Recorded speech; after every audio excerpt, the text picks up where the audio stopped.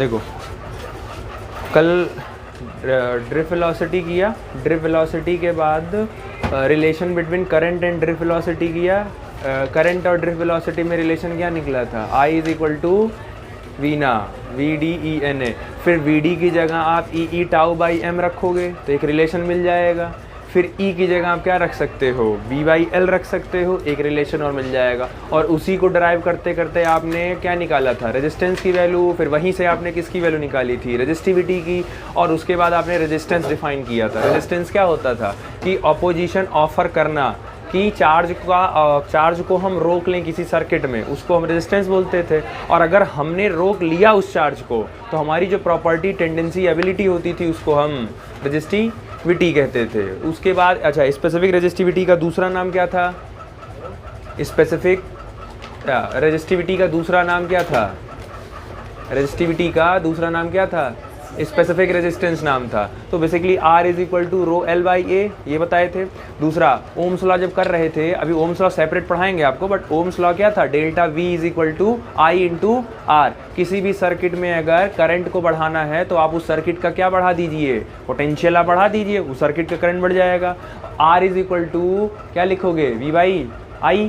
तो आपको पता था ना कि R कांस्टेंट होता है, R V और I पे डिपेंड नहीं करता। रेजिस्टेंस किस पे डिपेंड करता है, लेंथ और एरिया पर। लेंथ के डायरेक्टली प्रोपोर्शनल होता है और एरिया के इनवर्सली प्रोपोर्शनल होता है। रेजिस्टिविटी क्या किस पे डिपेंड करता है, एक तो मटेरियल पे डिपेंड करेगा, आपने कौन सा मटेरियल लिया है, मतलब नेचर पे डिपेंड करेगा। और दूसरा टेम्परेचर पे डिपेंड करता है कि टेम्परेचर के बढ़ाने घटाने से क्या होता है। एक बात याद रखना, ओरली समझा दे रहे हैं, मतलब अभी बाद में प्रूफ करा देंगे।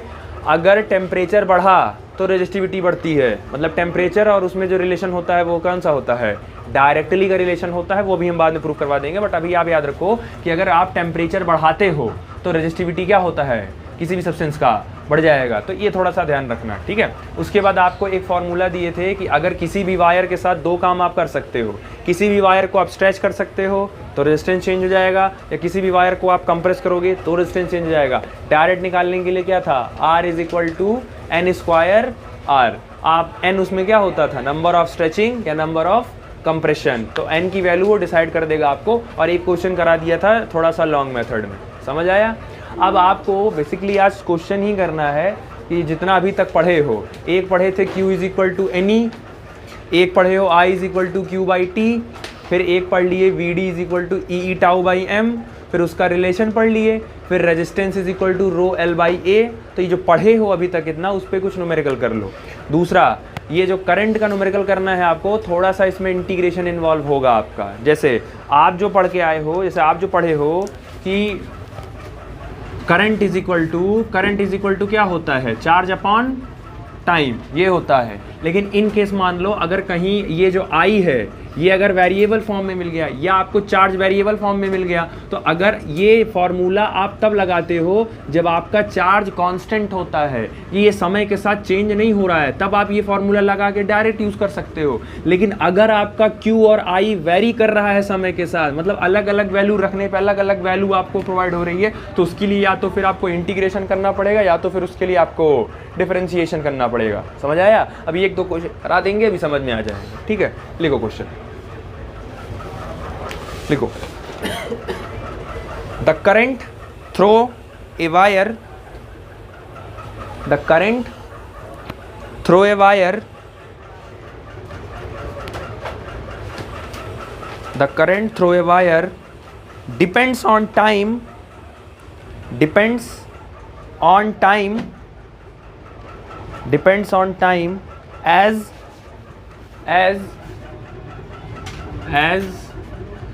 I is equal to 3t square plus 2t plus 5, full stop. Calculate the charge flowing, calculate the charge flowing, calculate the charge flowing through the cross section of the wire, through the cross section of the wire in time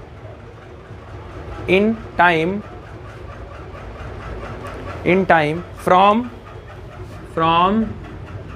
t is equal to 0 to t is equal to 2 second. अब देखिए इस question को solve करना कैसे है। आप basically देखो, आपको करंट दे दिया है, लेकिन ये जो करंट है ये टाइम पे डिपेंड कर रहा है कि नहीं कर रहा है। अगर आप टाइम की वैल्यू चेंज करोगे तो करंट क्या हो जाएगा, चेंज हो जाएगा। तो क्या इस कंडीशन में तुम्हारा करंट कांस्टेंट है कि वेरिएबल है? वेरिएबल है, क्योंकि करंट किस पे डिपेंड कर रहा है, टाइम पे, तो वेरिएबल है ये। और तुमसे टाइम बता भी दिया है कहाँ से कहाँ तक वेरी कर रहा है, यानी टाइम 0 से लेके टाइम 2 सेकेंड तक वेरी कर रहा है। तुमको निकालना क्या है, तुमसे पूछा क्या है, वो तुमसे वो चार्ज पूछा है, ठीक। कुछ दिमाग लग रहा है?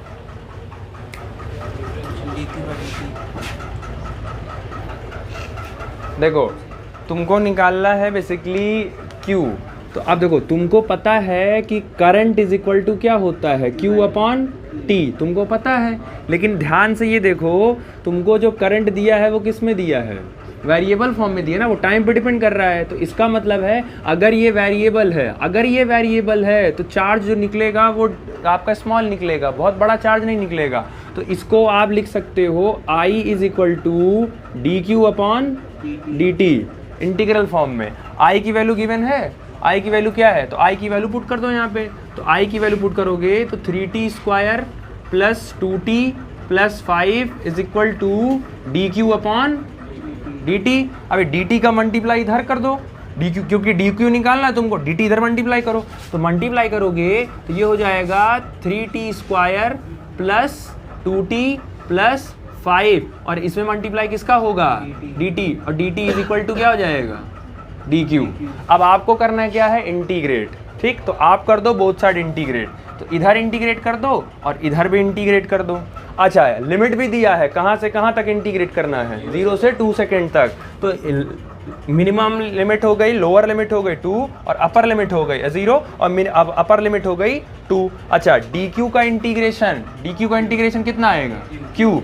अब करो इनका इंटीग्रेशन। अब समझो इंटीग्रेशन करने का क्या रूल था, पावर में 1 जोड़ दो और जितना पावर आएगा उसी से डिवाइड कर दो। तो पावर में 1 जोड़ोगे तो 2 + 1 3, तो और 3t, ये पावर में जोड़ोगे 3t के उतने से ही डिवाइड कर दो, तो 3t क्यूब हो गया, प्लस 2 पावर, t का पावर कितना है यहाँ पर 1, पावर में 1 जोड़ दो कितना हुआ 2, उतने से ही डिवाइड कर दो, तो 2t स्क्वायर अपॉन 2 प्लस यहाँ है ही नहीं, तो जहाँ पर नहीं होता है वहाँ पर वेरिएबल की एंट्री हो जाती है। तो यहाँ पर बेसिकली तुम्हारा कौन एंटर कर जाएगा, 5t, 0 से कहाँ से 2।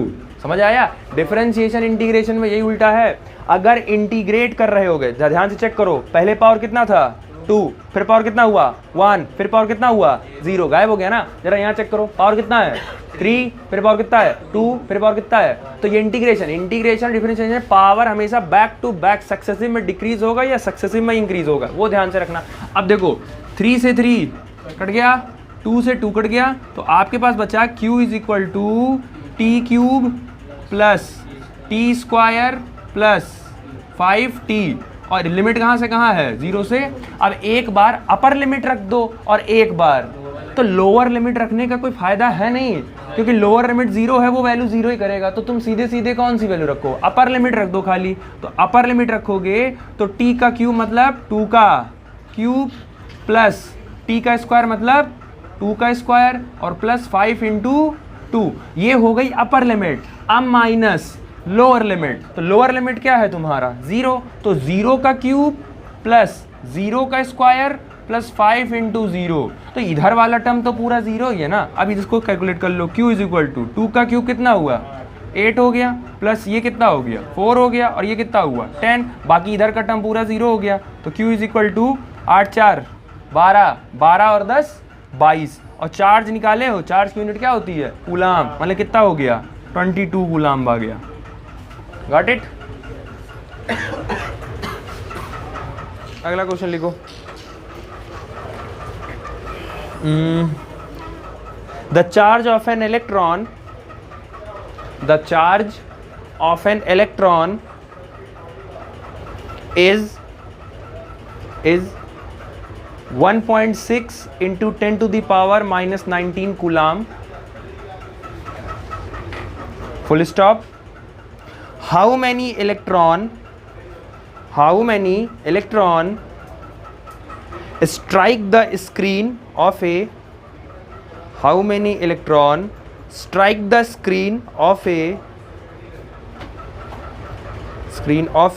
cathode ray tube each second when the beam current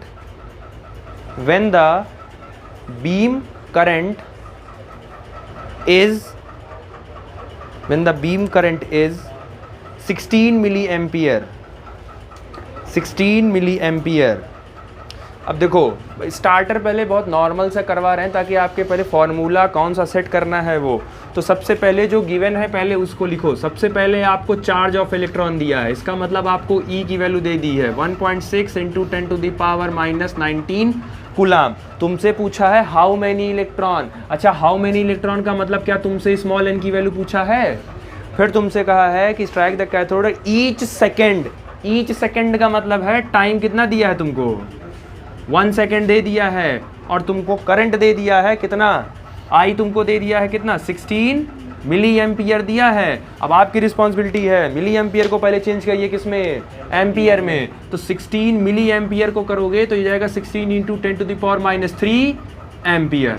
change हो गया। अब आप प्रैक्टिकली सोचो, तुमको आई पता है, ठीक, तुमको आई पता है, तुमको ई पता है, तुमको टी पता है, एन निकालना है। तो अभी देखिए फॉर्मूला पढ़े ही हो आई का, आई इज इक्वल टू क्या होता है, क्यू अपॉन टी। लेकिन क्वेश्चन में क्यू नहीं दिया है ना। अच्छा, क्यू को तो तोड़ सकते हो, क्यू इज इक्वल टू क्या लिख सकते हो, एनी। तो Q is equal to any लिख दो वहां पे। तो Q is equal to N into E upon time. तुमसे एन पूछा है, एन निकालो। तो एन करोगे तो I into T upon E is equal to N. अब पूरा सॉल्व करना कैसे वो चेक करो, क्योंकि ये फॉर्मूला रख वैल्यू पुट तो कर ले जाओगे, सॉल्व ही नहीं होता है। आई की वैल्यू कितनी है, 16 into 10 to the power minus 3 multiply by time हो गया 1 सेकेंड अपॉन इलेक्ट्रॉन का चार्ज हो गया 1.6 into 10 to the power minus 19 coulomb.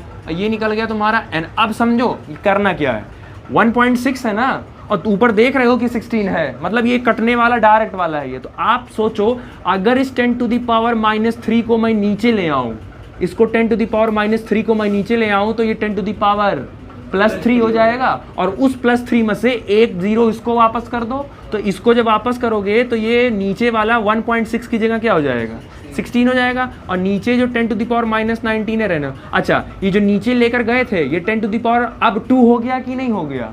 अब उसको फिर से वापस लेके ऊपर चले जाओ तो ये 10 टू द पावर माइनस 2 हो गया। और 19 को ऊपर ले जाओ जरा, तो 19 को ऊपर ले जाओगे तो 10 to the power plus 19 is equal to N. 16 से 16 कट गया, 19 माइनस 2 कितना हुआ, 10 टू द पावर 17। यानी कितने इलेक्ट्रॉन टोटल प्रेजेंट है, 10 to the power 17 electron present होंगे टोटल। समझ आया, क्लियर हुआ।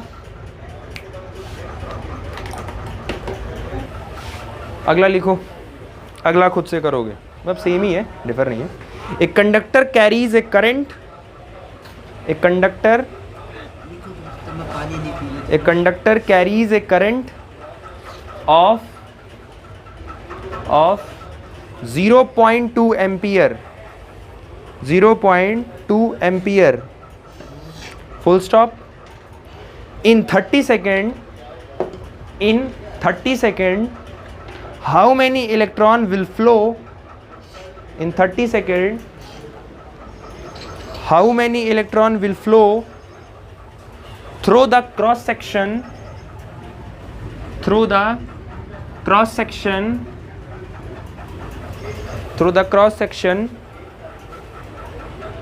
of the conductor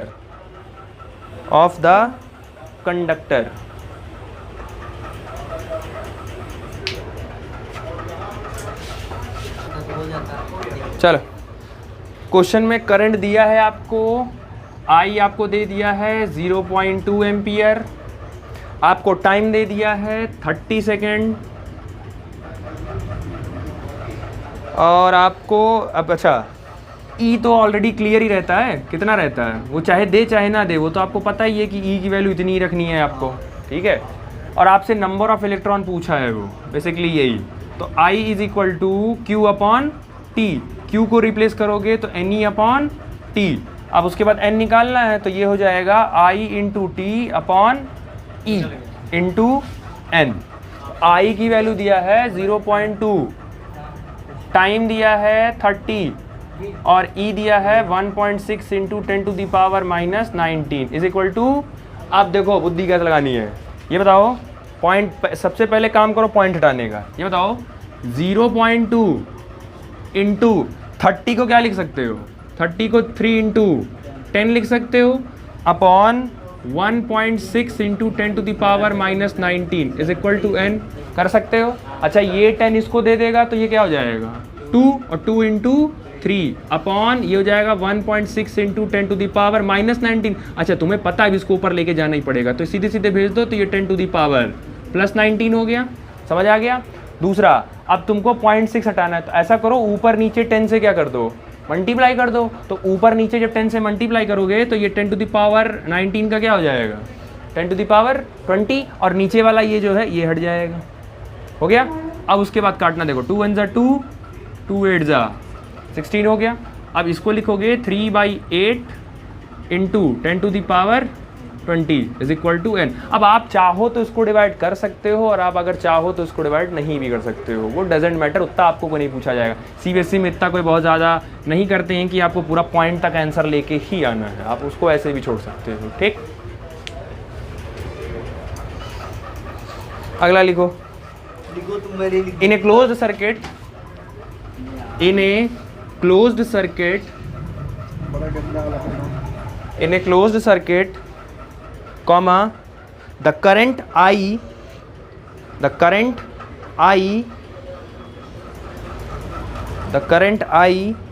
at an instant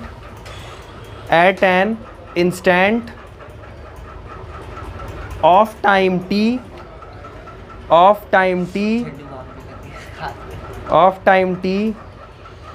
is given by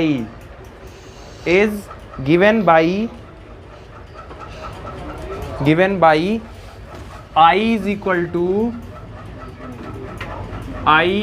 to 4 minus 0.08 t।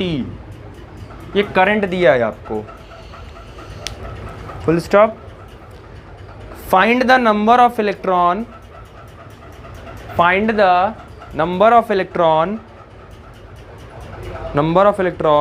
flowing in 50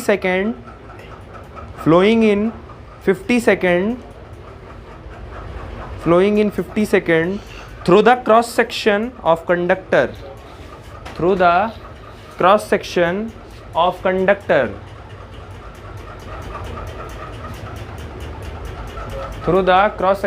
conductor,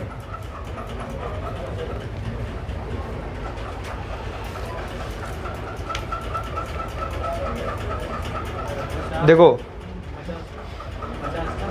क्या 50 आंसर की, वो टाइम 50 था, हाँ 50 था 50। अब देखो इसमें आई वेरिएबल कर दिया, फिर आई किसका फंक्शन है टाइम का, तो इसका मतलब है इसमें आपको फिर से वही करना पड़ेगा, इंटीग्रेट ही आपको करना है, वो आपको ऑलरेडी बता दिया है। आपसे कहा है कि एक सर्किट है, क्लोज सर्किट है, जिसमें आपको करंट दे दिया है जो कि टाइम का फंक्शन है। आपसे नंबर ऑफ इलेक्ट्रॉन पूछ रहे हैं, मतलब आपसे एन पूछ रहे हैं, जिसमें आपको टाइम वो दे दिए हैं कितना 50 सेकेंड। तो ये 50 सेकेंड में आपको पूछ रहे हैं कि कितना नंबर ऑफ इलेक्ट्रॉन होगा। तो बेसिक जो पहले आप जान रहे हो, आप आई इज इक्वल टू क्या लिखोगे D Q upon D T, जो पुराना नॉलेज है। यहाँ से डी क्यू क्या लिखोगे, D Q is equal to I into D T, ये लिखोगे।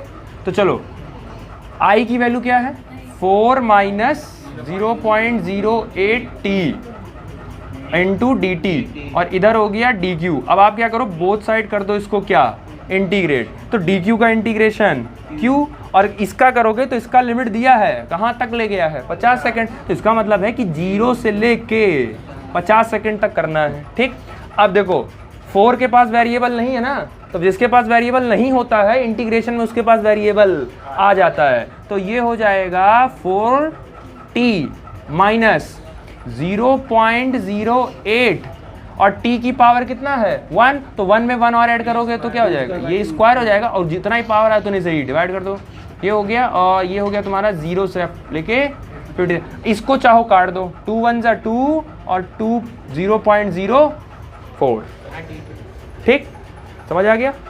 चलो तो ये हो गया Q is equal to 4t minus 0.04 T square, कहाँ से कहाँ तक, 0 से 50। तो एक बार अपर लिमिट रखो और एक बार लोअर लिमिट लिखो। अच्छा लोअर लिमिट रखने की फिर से कोई खास जरूरत पड़ेगी नहीं आपको, क्योंकि वो 0 कर ही देगा, तो सिर्फ अपर लिमिट रख के काम चला लो।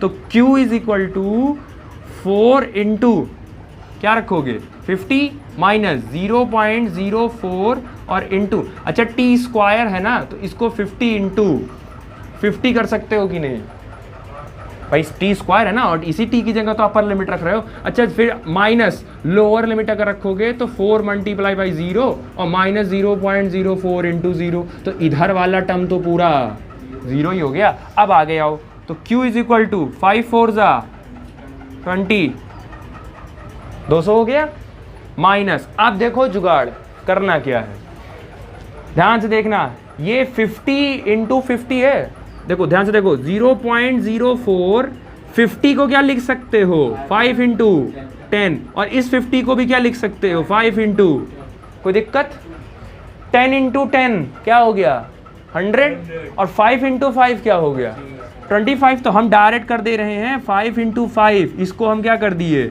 25, और 10 इंटू 10 इसको क्या कर दिए 100 कर दिए। अब ये 100 इसका दोनों 0 एक साथ हटा देगा, तो ये जब इसका 0 हटाएगा तो Q is equal to 200 minus, ये इसमें मल्टीप्लाई होगा तो क्या हो जाएगा 4 और इंटू 25 इंटू 4 100, तो 25 चौके हो गया ये 100, 200 माइनस 100 कितना हो गया, Q is equal to 100 coulomb.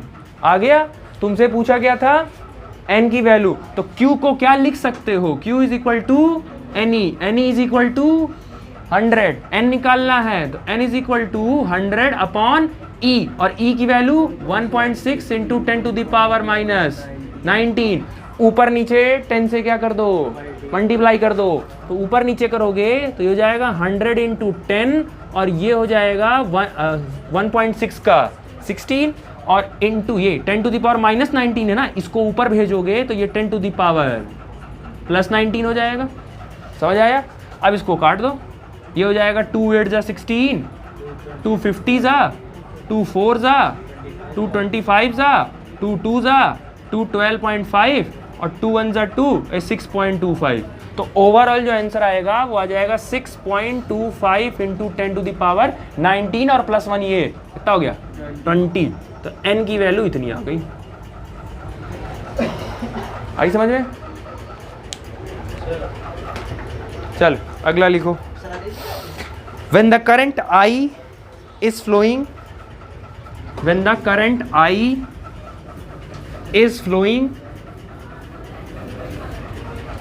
when the current I is flowing through a conductor,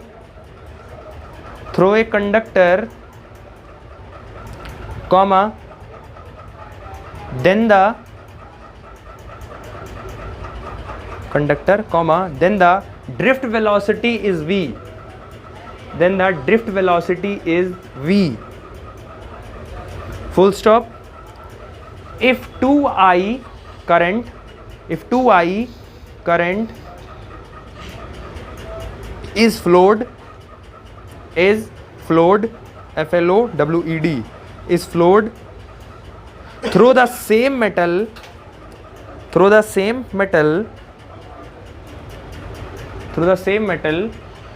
but having double the area,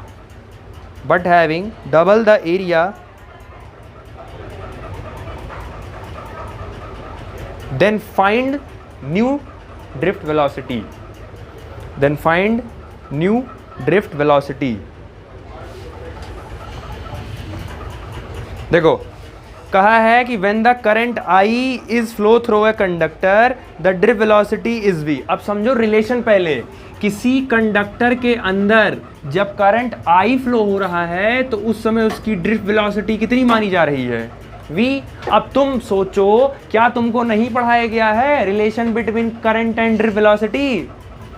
relation between drift velocity and current क्या होता था, I is equal to V ना। तो सीधे सीधे दिख रहा है, वो ये कह रहे हैं कि अगर किसी सर्किट में करंट I है तो उसका वेलोसिटी, उसकी ड्रिफ्ट वेलोसिटी कितनी है, v है। फिर कह रहे हैं कि 2I करंट इज फ्लो, अगर हम 2I करंट फ्लो कर दें तो अब नई वाली ड्रिफ्ट वेलोसिटी कितनी होगी अगर हम उसका एरिया डबल कर दें। मतलब सेकंड वाले केस में जो एरिया है, नया वाला जो एरिया है वो पुराने वाले एरिया के क्या हो जा रहा है, डबल हो जा रहा है। तो जरा पहले केस के लिए रिलेशन लिखो, तो पहले केस के लिए I is equal to VD लिखते हो, लेकिन क्वेश्चन में इन्होंने V माना है तो VEN A, ये बन गया इक्वेशन नंबर 1।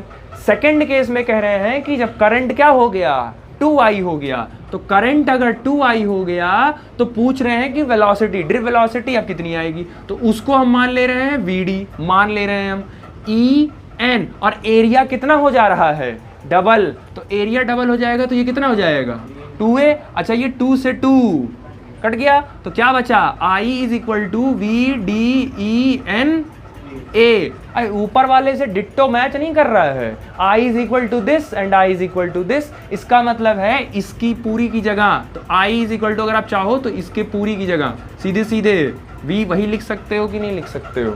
इसका मतलब है कोई चेंज हुआ, आप वैल्यू खुद चेक कर लो। ऊपर वाले की वैल्यू क्या थी, V ना, और नीचे वाले की वैल्यू भी कितनी ही आ रही है, V ना ही तो आ रही है। इसका मतलब है एरिया के डबल करने से ड्रिफ्ट वेलोसिटी पे कोई फर्क नहीं पड़ा, और करंट के डबल करने से भी कोई फर्क नहीं पड़ा। वो जितना I पे, अगर I पे ड्रिफ्ट वेलोसिटी V था तो 2I पे भी ड्रिफ्ट वेलोसिटी कितनी रह जाएगी, V ही रह जाएगी, चेंज नहीं होगी। समझ आया?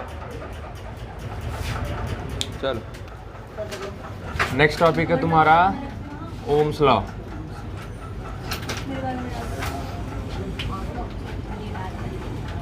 देखो स्टेटमेंट वाइज क्वेश्चन है, स्टेटमेंट आना होगा तो आपसे स्टेटमेंट वो पूछेंगे, नहीं चांसेस कम है। ओम्स लॉ का बेसिकली आपको ग्राफ पूछा जाता है, ठीक है। ओम्स लॉ जनरली हालांकि ओम्स लॉ का जो अंदर जो आपको मटेरियल पढ़ना है वो ऑलरेडी आप पीछे डिस्क्राइब कर चुके थे, अगर याद होगा। ड्रिफ्ट वेलोसिटी को तो ही चेंज करते हुए बार बार आ रहे थे, और अगर शायद याद हो तो याद करने का तरीका बता दिए थे। सिर्फ एक रिलेशन याद रखना, क्या, I इज इक्वल टू, यही एक रिलेशन याद रखो, और यही एक रिलेशन से आपका सारा प्रूफ होते चला जाएगा। अगर याद हो तो VD को क्या लिखते हैं, EE टाउ बाई M, और into EN A, E into E क्या हो गया, E square E tau N A upon M, ठीक है। दूसरा, इलेक्ट्रिक फील्ड को क्या लिख सकते हो, इलेक्ट्रिक फील्ड को क्या लिख सकते हो, V अपॉन L, रिलेशन था बता चुका हूँ। तो tau N A upon M, यहाँ से आप V को यहाँ रखो, बाकी इसको इधर भेजो, क्रॉस मल्टीप्लाई कर दो, तो ये हो जाएगा ML इंटू I अपॉन, ये हो जाएगा E square tau N A is equal to, ये हो जाएगा V। अब ये जो पूरा है, ये पूरा आपका क्या हो गया, कांस्टेंट हो गया। और अगर ये कांस्टेंट हो गया तो constant multiply by I is equal to V, क्योंकि पोटेंशियल होता है, ये जो V आपने लिखा है ये पोटेंशियल है, पोटेंशियल डिफरेंस होता है हमेशा।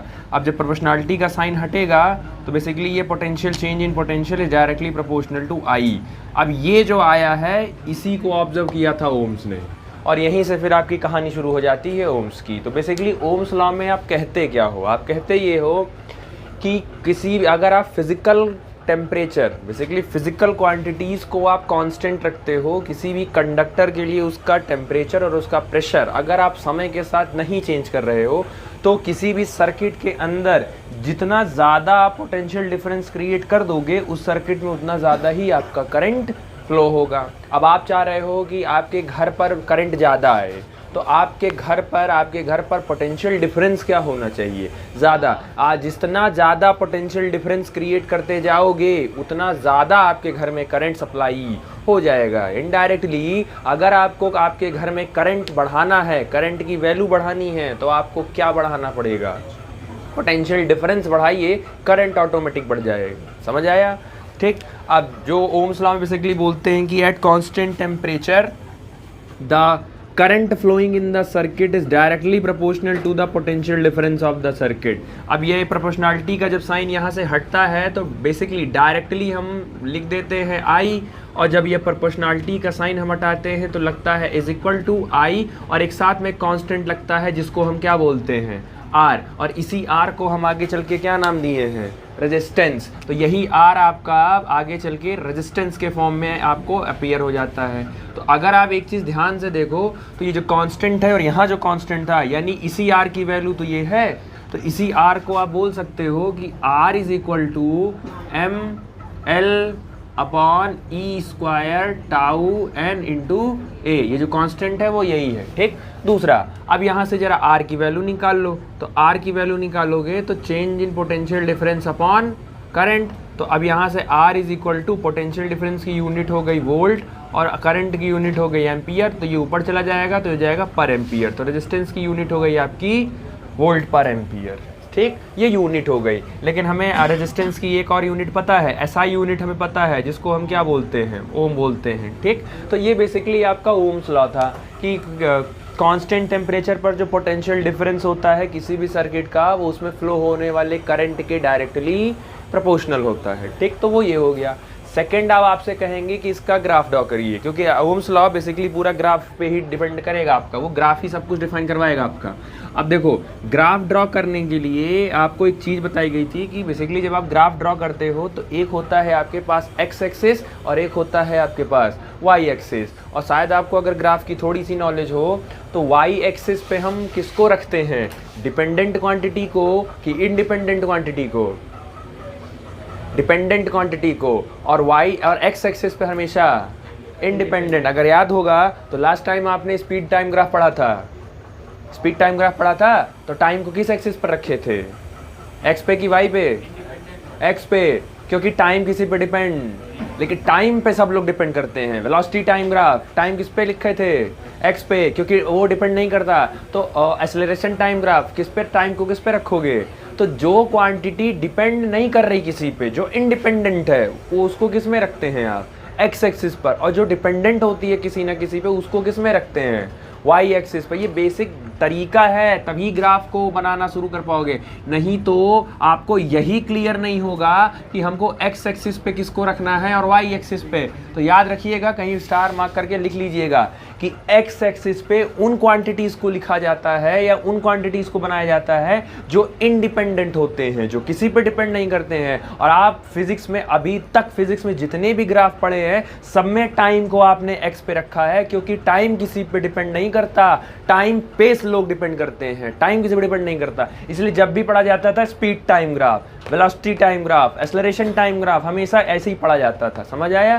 ठीक। और बोलने का तरीका वाई एक्स होता है, पहले वाई वाला बोलते हैं और फिर एक्स वाला। और बेसिकली वाई वाला जो होता है वो ज़्यादातर, ध्यान से रखो, वो लेफ्ट साइड में मिलेगा आपको, और एक्स ऐसे जो होगा वो किस पे होगा, राइट लेफ्ट साइड होगा। अब आप हमको सिर्फ एक चीज़ बताना, सिर्फ एक चीज़ बताना कि अगर आपको ग्राफ फ्रेम करना है, अब ये ओम्स लॉ में ग्राफ फ्रेमिंग में दिक्कत होती है। दिक्कत ये है कि वो आपसे वी ग्राफ पूछ रहे हैं कि वो आपसे आई वी ग्राफ पूछ रहे हैं, वो डिपेंड करता है। अच्छा, जैसे ये बोला delta V is equal to I into R, तो यहाँ से आर की वैल्यू आपने निकाला तो आपने बोला डेल्टा वी अपॉन आई, तो ये आपने एक रिलेशन आपने यहाँ से निकाल लिया। अब देखो, वाई एक्सिस पर हम बेसिकली रखेंगे पोटेंशियल को और एक्स एक्स पे रखेंगे हम बेसिकली करंट को। ठीक है, जो ओम्स ने ड्रॉ करवाया था। अब देखो, आपको पता है V और I दोनों में रिलेशन डायरेक्टली प्रोपोर्शनल का है। अगर हम पोटेंशियल डिफरेंस बढ़ाएंगे तो करंट बढ़ेगा, और डायरेक्टली प्रोपोर्शनल का ग्राफ हमेशा कहाँ से स्टार्ट होता है, ओरिजिन से स्टार्ट होता है। तो अगर हम V बढ़ेगा तो I भी बढ़ेगा, तो V और I का जो ग्राफ बनेगा, V और I का जो ग्राफ बनेगा वो कैसा बनेगा, स्ट्रेट लाइन। तो तुमसे पहला question, what is the nature of a V graph? V graph का नेचर क्या होगा? स्ट्रेट लाइन ग्राफ देगा वो, समझ आया?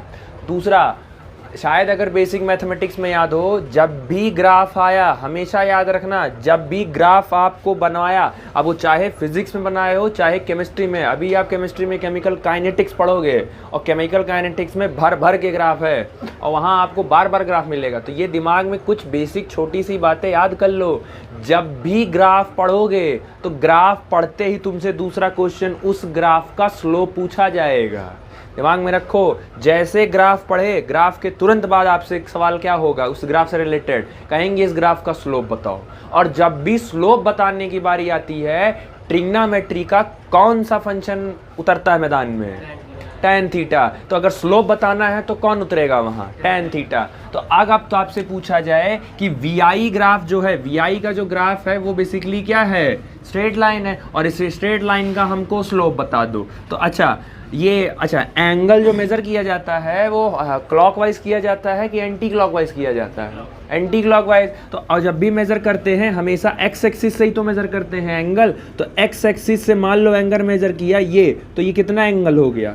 थीटा। अब हमको अगर मान लो कहीं ऊपर मेज़र करना हो, बेसिकली हम यहाँ मान ले रहे हैं, तो पैरेलली, क्योंकि वेक्टर है शिफ्ट कर सकते हैं, तो हमने पैरेलली यहाँ एक लाइन इमेजिनरी खींचा, यहाँ का भी जो एंगल ये बनेगा वो एंगल क्या बनेगा?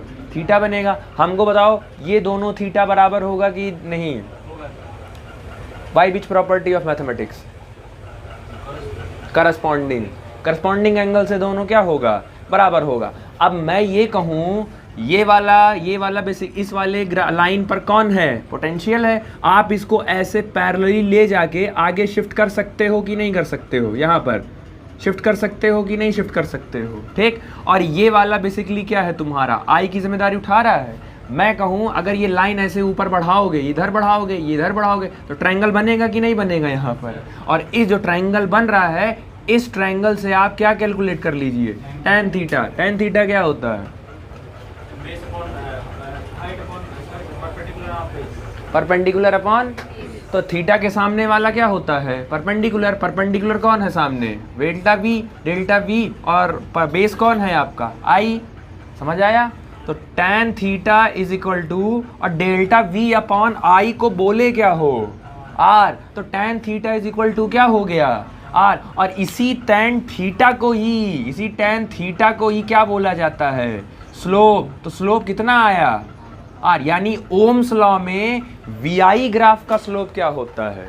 आर होता है। ये दिमाग में रटे रहो कि वी ग्राफ का जो स्लोप होता है वो क्या होता है? आर। लेकिन अगर तुमसे किसी ने पूछ लिया IV ग्राफ का स्लोप क्या होता है, तो 1/r कर देना। मतलब I यहाँ हो गया और V यहाँ हो गया, तो वो ग्राफ फिर क्या हो जाएगा? IV हो जाएगा। IV का जो स्लोप होता है वो 1/r होता है, और VI का जो स्लोप होता है वो R होता है। समझ आया? स्लोप कैसे बनाना है, tan थीटा क्यों आया, स्लोप क्या है, सब इसलिए समझ में आया। तो अब ये ना बेसिक थोड़ा सा ध्यान में रखो, क्योंकि आपको उसमें केमिकल काइनेटिक्स में पढ़ना है। अगर ग्राफ आया तो आपसे अगला सवाल तुरंत पूछा जाएगा, उस ग्राफ का स्लोप बताइए। और जो स्लोप होता है, स्लोप निकालने के लिए हम किसकी मदद लेते हैं? tan थीटा की। तो जो tan थीटा निकलेगा वही उस ग्राफ का क्या होता है? स्लोप होता है। समझ आया? क्लियर हुआ? ठीक।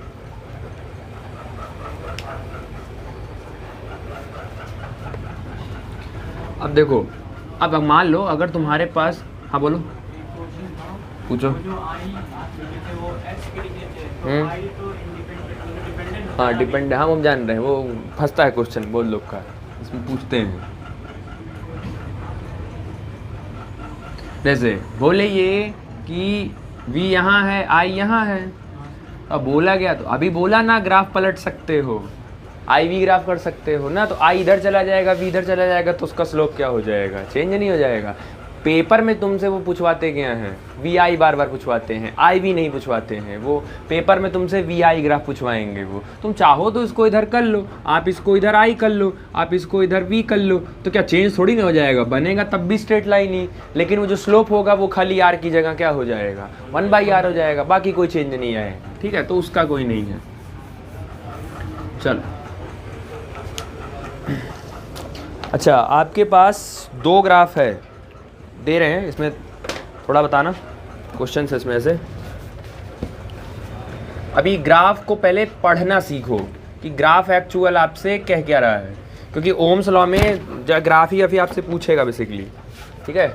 इस एक्सिस और अच्छा हाँ, जब भी पेपर में ग्राफ आएगा तो एक चीज़ नोटिस कर लेना, पहले ध्यान से देख लेना ग्राफ है किसका, वी का ग्राफ है कि IV का ग्राफ, पहले वो चेक कर लेना, फिर उसके हिसाब से आप आंसर फ्रेम करिएगा, ठीक है। तो आपको 2 लाइन दिया है, एक बोला इसका टेम्परेचर बोल रहा है T1 और इसका टेम्परेचर बोल रहा है T2, और जो ये पहला ग्राफ है ये दूसरा ग्राफ है। जो पहला वाला है वो एंगल बना रहा है θ1 और जो दूसरा वाला है वो एंगल बना रहा है θ2, ठीक है। अब आपसे पूछ रहा है इसमें किसका थीटा ज़्यादा है, मतलब सॉरी इसमें किसका स्लोप ज़्यादा है, 1 का स्लोप ज़्यादा होगा कि 2 का स्लोप ज़्यादा होगा। 1 का स्लोप ज़्यादा होगा क्योंकि देखो VI का ग्राफ है तो इन दोनों का स्लोप निकलेगा, तो इसका भी स्लोप निकलेगा, इसका भी स्लोप निकलेगा। तो आपसे पूछ रहे हैं कि 1 का स्लोप ज़्यादा होगा कि 2 का स्लोप ज़्यादा। Slope of 1 greater than 2, slope is equal to slope of 2, slope of 1 is less than slope of 2। Option मान लो 4 सेट कर दिया, तो किसका स्लोप बराबर होगा कि कोई एक स्लोप बड़ा होगा कोई एक स्लोप छोटा होगा। अब देखो बेसिकली अब नहीं अगर क्लियर है तो तुम जान रहे हो ना स्लोप कैसे निकालते हैं। स्लोप इज इक्वल टू क्या होता है, tan थीटा, और tan theta is equal to क्या होता है, परपेंडिकुलर अपॉन बेस। अब आप सामने भले नहीं दिख रहा परपेंडिकुलर, लेकिन कम से कम थीटा तो है तुम्हारे पास, जिसका थीटा ज़्यादा होगा उसका tan थीटा भी। अगर आप ना हो तो आप एक बार वैल्यू रख के एक बार चेक कर लो। अच्छा सबसे पहले वैल्यू होती है tan 0 की वैल्यू कितनी होगी, tan 0 कितना होगा 0, क्योंकि tan क्या होता है साइन बाई कॉस, साइन 0 क्या होता है 0 और कॉस 0 क्या होता है 1, तो 0 बाई 1 क्या हो गया, तो tan 0 की वैल्यू क्या आएगी 0 आएगी। उसके बाद जब चेक करो tan 30 की वैल्यू क्या आएगी 1 बाई √3, tan 45 1 बाई 1। उसके बाद अब वो छोड़ो, अब आगे जाने की ज़रूरत ही नहीं है। अब आप प्रैक्टिकली देखो, पहले वैल्यू कितनी थी, अभी वैल्यू कितनी है बीच में हुई, तो 0 से 1 वैल्यू बढ़ी की घटी। तो इसका मतलब है वैल्यू कब बढ़ी, जब 0 डिग्री से किस डिग्री पे गए हो, मतलब कि जब थीटा बढ़ता है तो tan थीटा की वैल्यू, और अगर tan थीटा बढ़ेगा तो स्लोप बढ़ेगा। अब आप चेक कर लो θ1 ज़्यादा है कि θ2 ज़्यादा है। प्रैक्टिकल ग्राफ है, बचपन में पढ़ते आए हो। θ1 वाला 90 के करीब ज़्यादा पड़ रहा है भाई, एक्सिस से चेक करो ये ज़्यादा है ये कम है। तो आप इमेजिन करो ये लगभग मान को चलो 30 डिग्री होगा, और ये कितना बन जाएगा आपका 60 डिग्री। किसका थीटा ज़्यादा है, θ1 बड़ा है किससे, तो θ1 बड़ा है किससे θ2 से। तो अगर θ1 बड़ा है तो tan θ1 बड़ा होगा किससे, tan θ2 से, और tan थीटा ही स्लोप के बराबर होता है। तो इसका मतलब है कि slope of 1 is greater than slope of, तो ये सब देखने ग्राफ आना चाहिए। वो वैल्यू कभी पुट नहीं करेंगे आपके सामने, वो यही सब पूछेंगे कि किसका स्लोप ज़्यादा है, किसका थीटा ज़्यादा है, किसका tan थीटा ज़्यादा हो रहा है, वो यही सब घुमाएंगे आपसे। समझ आया। जस्ट इमेजिन करो यही ग्राफ IV होता अभी, तो फिर स्लोप किसका ज़्यादा हो जाता, उल्टा हो जाता। तब सब सारा प्रोसेस रिवर्स कर दीजिए आप, तो IV के लिए फिर ग्राफ ये ज़्यादा हो जाता, ये कम हो जाता। समझ आया। थीटा, स्लोप, ग्राफ, टैन, पल्ले पड़ा, क्लियर हुआ।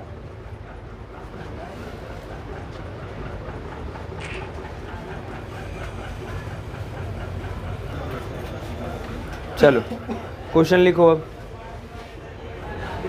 1-2 क्वेश्चन कर लो। इसको चाहो तो क्वेश्चन बना के लिख लेना, which one have greater slope डाल के लिख लियो, ठीक है। हाँ एक चीज़ और, क्वेश्चन लिखने से पहले एक चीज़ और देख लो। द ओम्स लॉ के बेसिस पे हमने कंडक्टर को डिवाइड किया है, 2 फॉर्म में उसने हम लोगों ने कंडक्टर को डिवाइड किया है। एक को बोलते हैं ओमिक कंडक्टर और एक को बोलते हैं नॉन ओमिक कंडक्टर।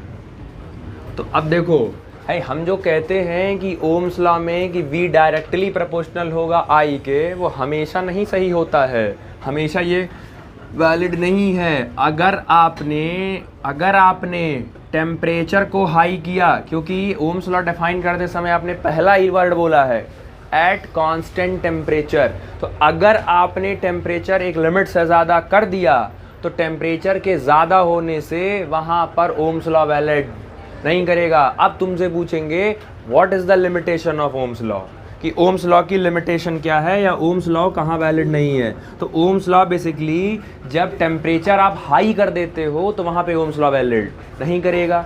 दूसरा, अगर आपने अपने सर्किट में करंट ज़्यादा कर दिया, करंट भी हद से अगर ज़्यादा हो जा रही है तो भी वहाँ ओम्स लॉ वैलिड नहीं करेगा। अब देखो पहले क्या है, ग्राफ स्ट्रेट जा रहा है, आपका ग्राफ आपने जो बनाया वो ग्राफ स्ट्रेट जा रहा है, इसका मतलब है ओम्स लॉ फॉलो कर रहा है, टेम्परेचर मिनिमम रखे हो, लेकिन हो सकता हो अगर वो ग्राफ घूम गया तो इसका मतलब है कि यहाँ तक तो ओम्स लॉ फॉलो हुआ है, यहाँ तक ओम्स लॉ आपने फॉलो करवाया है, मतलब यहाँ तक टेम्परेचर आपने फिक्स रखा था, उसके बाद ग्राफ स्ट्रेट जाना चाहिए था लेकिन ग्राफ ने अपना रास्ता चेंज कर दिया। इसका मतलब इसके बाद आपने टेम्परेचर के साथ कुछ ना कुछ छेड़खानी की है, जिसकी वजह से हाई टेम्परेचर पर ओम्स लॉ वैलिड नहीं होता। तो रटे रहो, एट हाई टेम्परेचर और एट हाई करंट, इन दोनों ही सिचुएशंस में ओम्स लॉ वैलिड नहीं होता है, ठीक, वो याद रखना। अब देखो, जो कंडक्टर ओम्स लॉ को फॉलो करेगा उसको बोलते हैं ओमिक कंडक्टर, और जो लोग फॉलो नहीं करते हैं ओम्स लॉ को उसको बोलते हैं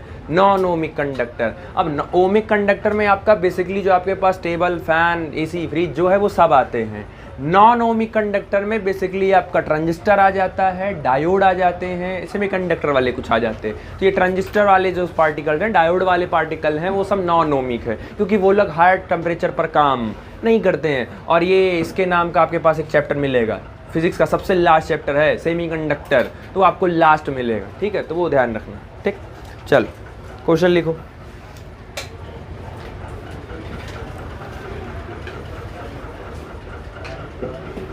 लिखो, a copper wire has a resistance, a copper wire has a resistance, copper wire has a resistance of 10 ohm and an area of cross section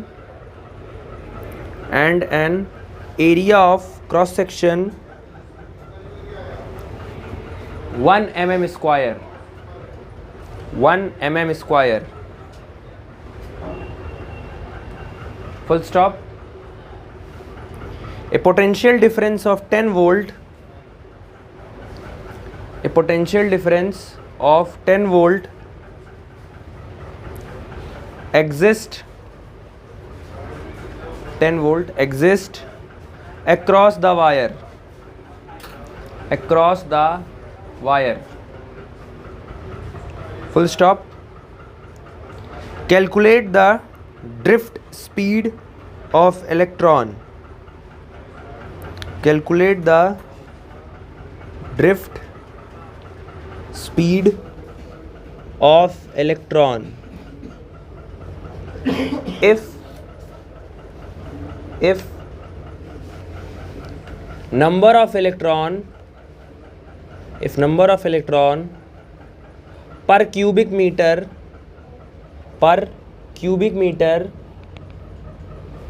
is in copper, per cubic meter in copper is 8 into 10 to the power 28 electron, 8 into 10 to the power 28 electron। Try करना चाहोगे एक बार?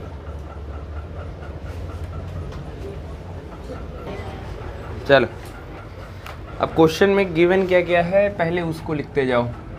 सबसे पहले a copper wire has a resistance of 10 ohm, आपको resistance given कर दिया है कितना, 10 ohm, and an area of cross section आपको दे दिया है, area is equal to 1 millimetre square. पहले इसको कन्वर्ट करो मीटर में, 1 मिलीमीटर में कितना मीटर होता है, 10 टू द पावर -3, लेकिन ये स्क्वायर है तो फिर 2 बार मल्टीप्लाई होगा, तो मीटर में जाओगे तो ये 10 to the power -6 metre square हो जाएगा वो। अगर एक बार होता तो -3 मीटर, 2 बार है तो इसलिए -6 मीटर स्क्वायर, ठीक। पोटेंशियल डिफरेंस ऑफ 10 वोल्ट, आपको पोटेंशियल डिफरेंस दिया है V is equal to 10 volt, ठीक। Calculate the drift velocity of electron, आपसे इलेक्ट्रॉन की ड्रिफ्ट वेलोसिटी पूछा है। उसके बाद आपको दिया है नंबर ऑफ इलेक्ट्रॉन, तो आपको n की वैल्यू दे दिया है 8 इंटू 10 टू द पावर 20। अब समझो यहाँ से कैसे करना है, आप प्रैक्टिकली चेक करो, सोचो पहले, आप दिमाग लगाओ। हमको पोटेंशियल दिया है, और पोटेंशियल दिया है तो पोटेंशियल का भी एक ही फार्मूला ही पढ़े हैं, V is equal to I R, यही पढ़े ही हैं हम। और V is equal to I R में R भी तो दे दिया है, इसका मतलब गिवन क्या नहीं है, I नहीं गिवन है। तो I अगर नहीं गिवन है तो उसकी जगह पे फिर VD आप VD और I और VD में तो रिलेशन होता ही है। तो आप एक काम कर सकते हो, I और VD का पहले रिलेशन लिखो। I इज इक्वल टू क्या होता था, V ना, ठीक। अब सुनो, ओम्स लॉ के हिसाब से delta V is equal to क्या होता है, I into R। Ohm's law से यही होता है। यहां से I की वैल्यू निकालो जरा, I इज इक्वल टू क्या हो गया, डेल्टा V अपॉन, तो इस I की जगह डेल्टा V बाई R रख सकते हो कि नहीं, is equal to VD ENA हो गया। क्या निकालना है, V दिया है कि नहीं दिया है, 10 वोल्ट, रेजिस्टेंस कितना दिया है 10, इज इक्वल टू क्या निकालना है, VD।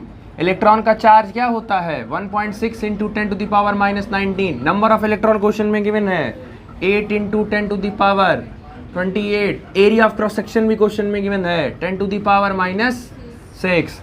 अब देखो ये 10 से 10 कट गया तो ये बचा 1, तो 1 is equal to VD into 1.6 into और 1.6 into 8 into 10 to the power minus 19 into 10 to the power minus 6 into 10 to the power 28 आया।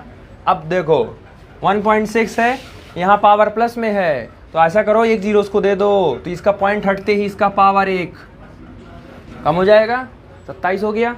ये समझ में आया कि नहीं आया। और तुमको VD निकालना है ना, तो VD निकालना है तो ये पूरा का पूरा टर्म कहाँ जाएगा, नीचे। लेकिन नीचे ले जाने से पहले ये 10 वाला जो सिस्टम है पहले उसको सॉल्व कर लो। तो 16 into 8 into 10 to the power, चलो माइनस 19 और माइनस 6 कितना हुआ, माइनस 25। तो ये हो गया माइनस 25 और into 10 to the power 27। Minus 25 plus 27 कितना हुआ, 10 टू दी पावर 2, 100 हुआ ना। 27 में से 25 गया, कितना बचा, 2 बचा ना, तो ये हटेगा तो यहाँ 10 टू दी पावर 2 आ जाएगा, ठीक। अच्छा VD निकालो यहाँ से, VD is equal to 1 upon 16 into 8 into 10 to the power 2। समझ आया, क्लियर हुआ। अब आप एक काम करो, ऊपर नीचे 100 से मल्टीप्लाई कर दो, तो ऊपर 100 करोगे तो ऊपर 100 हो जाएगा, नीचे 16 into 8 into 10 to the power क्या हो जाएगा, 4 हो जाएगा, इज इक्वल टू VD। अब देखो काटो, ये हो गया 250 जा, ये हो गया 28 जा, ये हो गया 225 जा, ये हो गया 24 जा।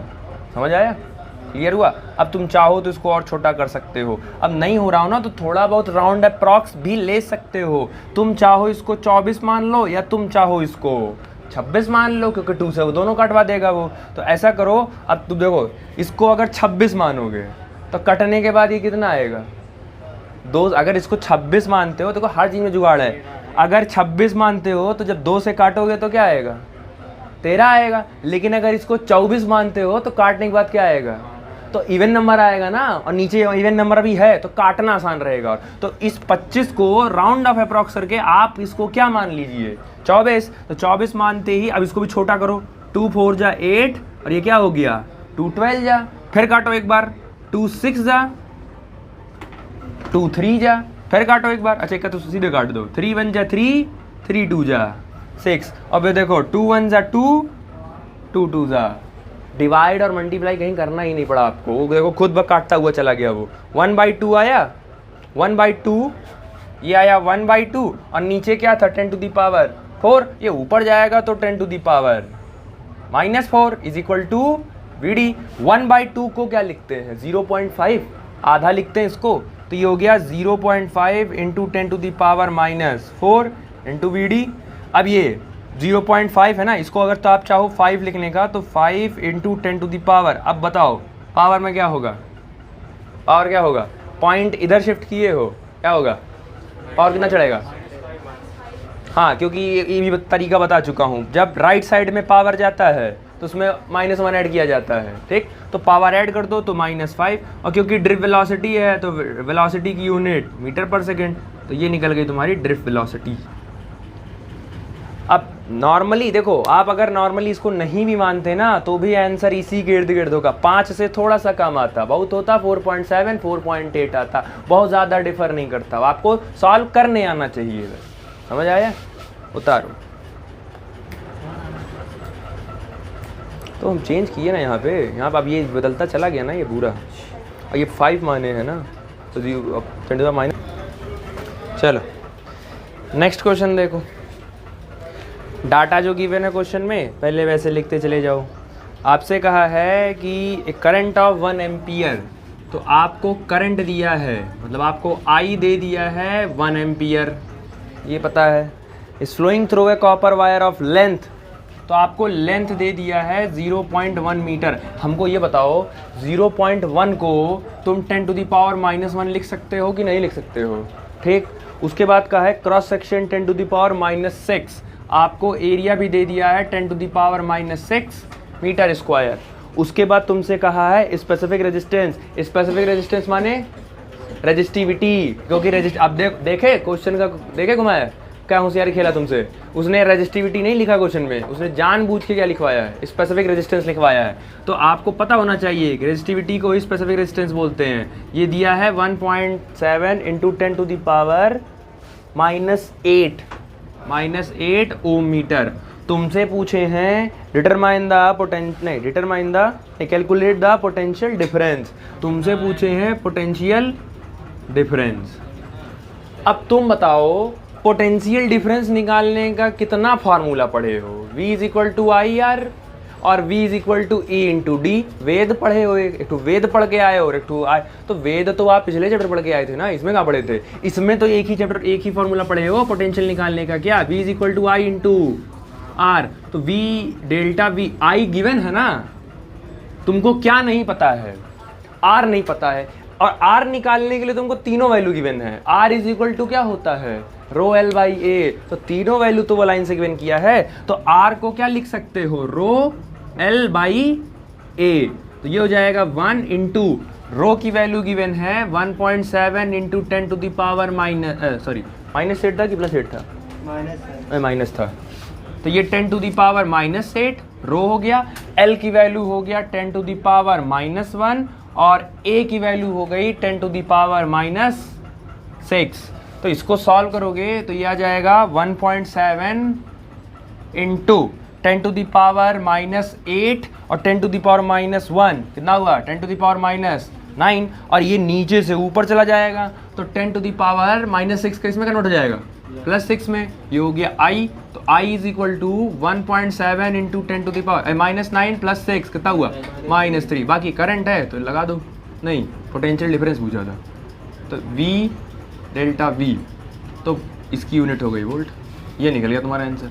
तो जो गिवन है और जो निकालना है, अब इसको निकालने के कितने फॉर्मूले आपको पढ़ाए गए हैं वो लिखिए, तो उसमें पता चल जाएगा कि अगर क्या गिवन है क्या नहीं गिवन है। तो कुछ निकालने के लिए कुछ ना कुछ डाटा क्वेश्चन में ऑलरेडी आपको गिवन किया होगा, समझ आया।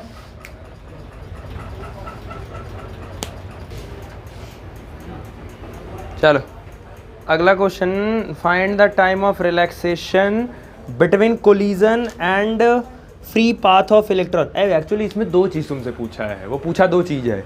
पहला तुमसे पूछा है कि टाइम ऑफ रिलैक्सेशन, मतलब वो तुमसे टाउ पूछा है।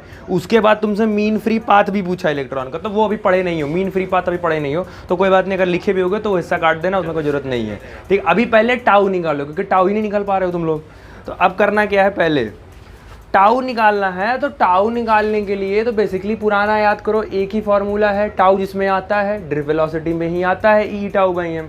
लेकिन हमें पता है कि ड्रिफ्ट वेलोसिटी में VD, तो VD तो पता ही नहीं हमें, तो थोड़ा सा उसको डराइव करो। हालांकि मैंने कहा था याद कर लो तो ज़्यादा फायदेमंद है, और अगर नहीं याद है तो करो डराइव उसको। I is equal to VEN A, 4-5 बार तो हम ही लिख चुके हैं, मतलब ये लिखना तुमको चाहिए, लिख हम बार बार रहे हैं। तो I इज इक्वल टू, इसको क्या लिख सकते हो, EE टाउ बाई M, और ये हो जाएगा EN A, E इंटू ई, ये हो गया E स्क्वायर और E tau N A upon M। ठीक, इसको E को ज़रा चेंज करो फिर से, या कुछ बहुत खास लग नहीं रहा है E को चेंज करने का, क्योंकि तुमको क्या चाहिए, टाउ चाहिए ना, लेकिन चाहिए तो चेंज। चलो, तो I is equal to E square, E को चेंज करोगे तो क्या लिखोगे, V बाई L, तो हो जाएगा ये M into L tau N A। ठीक, वही सेम काम फिर करो, तो M L into I upon E square tau N A is equal to क्या बचा, V। अब देखो यहीं से तो है, ये बताओ ये इतने टर्म को क्या बोले थे, कुछ याद है, इसी को तो कांस्टेंट बोले थे, तो जरा बाहर निकालो उसको। तो R is equal to M L upon E square tau N A। अब हमको ये बताओ, तुमको क्वेश्चन में रेजिस्टेंस तो कहीं गिवन नहीं है, लेकिन तुमको क्वेश्चन में स्पेसिफिक रेजिस्टिविटी तो गिवन है, तो उसमें फिर तिकड़मबाजी लगाओ। M E टाउ N, ये क्या रहेगा, कांस्टेंट, और इसको क्या बोले थे याद है, इसको तो रो बोले थे, इसको तो स्पेसिफिक है, इसको क्या लिख सकते हो फिर, rho is equal to M upon E square tau N। कर सकते हो, क्या निकालना था, टाउ, टाउ इधर भेजो, रो इधर भेजो, तो tau is equal to M upon rho E square N। M का मतलब mass of electron 9.1 into 10⁻³ kg fix है। रो क्वेश्चन में गिवन है 1.7 इंटू 10⁻⁸। इलेक्ट्रॉन का charge 1.6 into 10⁻⁹। Number of electron का मतलब है वो क्वेश्चन में दिया है ना, density, density of electron. Density का क्या मतलब होता है कि पर यूनिट वॉल्यूम में कितने मास हैं, तो कितने मास हैं, तो जितना नंबर होगा उतने ही तो मास होंगे। तो इनडायरेक्टली वो आपको डेंसिटी की जगह वो जो वैल्यू दिया है डेंसिटी की वैल्यू, वो किसकी वैल्यू है, तो सारी वैल्यू खाली क्वेश्चन में की है मैंने, बस वैल्यू पुट करो और क्या से निकाल लो, टाउ निकाल लो। आया समझ में, हाँ बस यही था। तो अब देखो मैंने इसीलिए कहा था, या तो आप direct R is equal to ये और रो इज इक्वल टू ये। अब आप सोचो अगर आपको वैल्यू डायरेक्ट याद होती रो इज इक्वल टू ये, तब तो क्वेश्चन करना ही एक ही लाइन का तो क्वेश्चन ही था खाली, कि rho is equal to M E square tau N ये था। अगर नहीं याद है तो कोई बात नहीं, थोड़ा टाइम टेकन प्रोसेस होगा, लेकिन कम से कम वो पता भी तो होना चाहिए। आप पापे पलट के खोज रहे हो कि कौन सा लगाएं कौन सा लगाएं, ठीक है, तो सोल्यूशन डाल लो इसका, बाकी वैल्यू पुट करके आप सॉल्व कर लेना, ठीक।